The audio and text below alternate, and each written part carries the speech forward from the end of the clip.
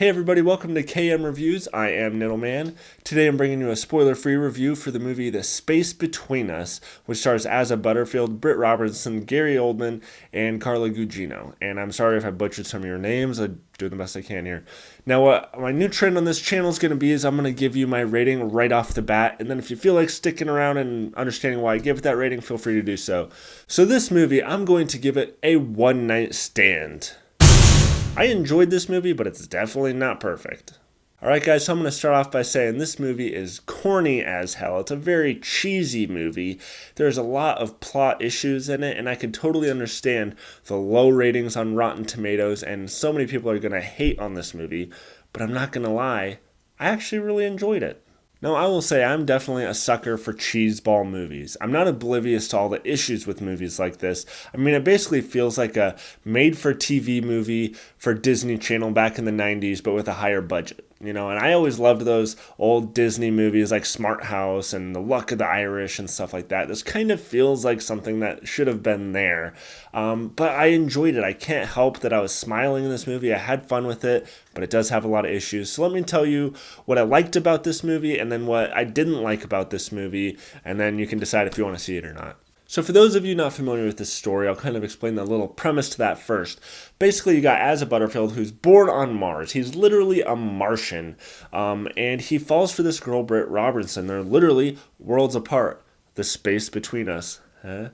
But basically, he wants to find his father. He doesn't know who his father is, and he comes back to Earth. They bring him back, but they're worried about his health, that he developed in living in space with lower gravity. Are his organs and bones going to survive on Earth? So they're trying to monitor him, but he escapes. He wants to go find his dad. He goes on the run with this girl, Britt Robertson, and they kind of develop this relationship. It's kind of a coming-of-age movie, but it's very cheesy.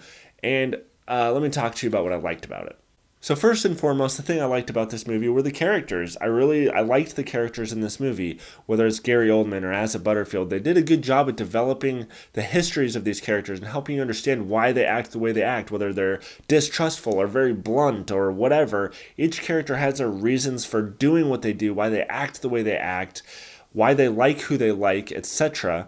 And I thought they did a good job at that. And I thought the chemistry between the characters was very good. I thought Asa Butterfield and Britt Robertson had good chemistry as kind of these polar opposites of this kid who's very socially awkward and doesn't know how to interact with people, and this girl who really everyone kind of pisses her off because she's had a lot of issues in her life. But this Asa Butterfield character is just so nice and so heartwarming, whatever, that she likes him. And I believed it. I believed the characters, at least their emotional aspects to this movie.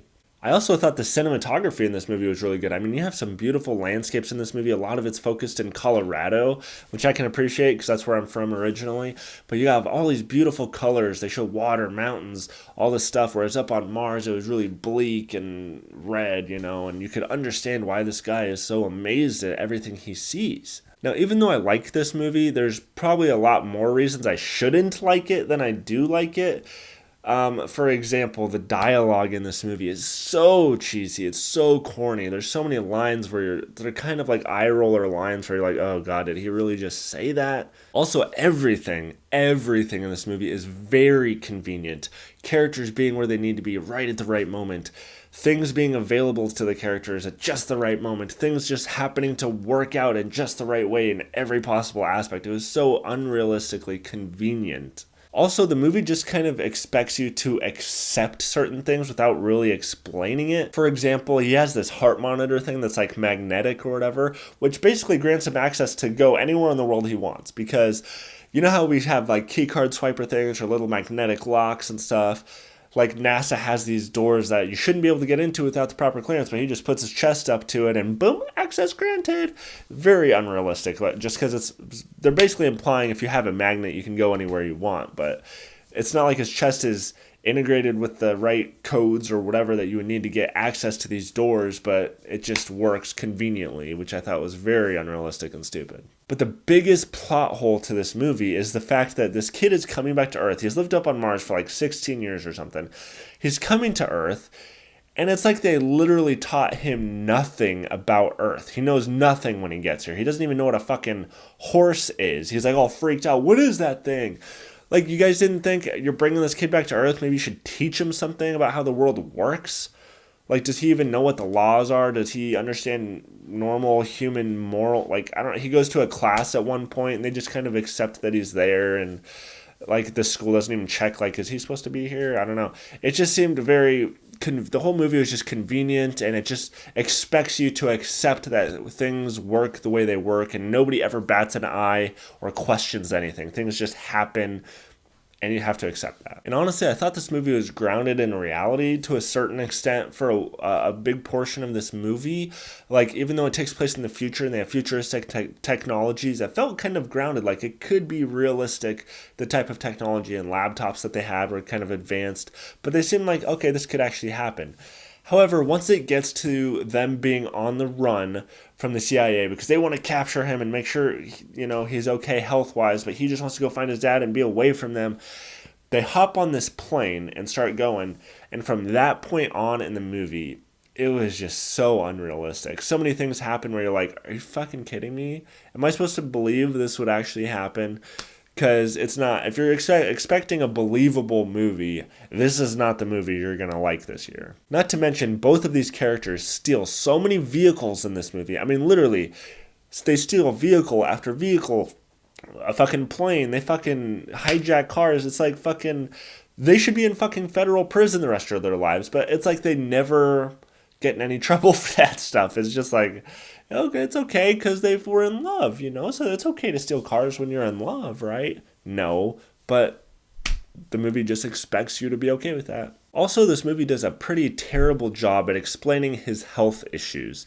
They try to kind of explain it and try to explain how they were going to help it, but it all has to do with gravity, basically, and the fact that the Earth has so much gravity, it's causing his heart to, like, die or something like that, and there's a certain portion in the movie where it's like, we got to try to get into space to alleviate the gravity because that'll help for a while. I don't know, it's just kind of silly, and honestly, one of the biggest plot holes in this movie is the fact that at the beginning of the movie, they talk about how they can fix all his health issues. There's literally like one line of dialogue. Maybe they forgot to edit it out or forgot to edit a scene of explaining why that wouldn't work. But Gary Oldman explains, we can make him better by doing this. And then they never explain it again. And it's like, well, so are they ever going to do that thing, that procedure? I guess not. I don't know. Maybe they forgot that that was an option. Oh, man. See, now that I go on and on about all the things that I hate about this movie, it seems like I should really hate this movie. There's so many issues with it.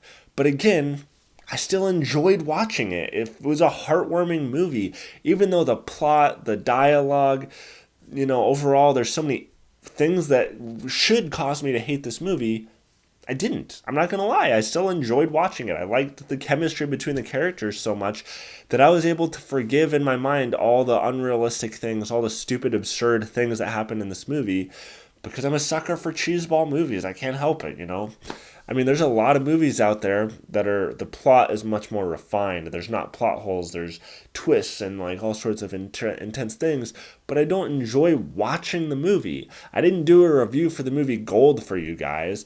But that movie, it was even based on a true story, I think. And it was okay. But I didn't enjoy watching it. This movie, I really enjoyed watching it. I could totally see it being one of those movies on Netflix that you're like, oh, well, I'm going to put this on and... it's fun. It's a fun movie, whatever. It's no Oscar winner by any means. This ain't going to win any awards. This isn't going to impress anybody. I wouldn't bring someone to this movie trying to impress them. This is one of those movies you're bored, you put it on, and you accept it for what it is. So for everyone watching, I ask you, what is a movie that you should hate? Based on everything about the movie, you should hate it. Maybe everyone else hates it, but you just love it. Let me know and comment below. Also, remember, you can follow me on Facebook, Twitter, Instagram, pretty much everything at Niddleman. And if you're not subscribed yet, make sure you're subscribed because I put out updated reviews every single week if you can handle it. Go.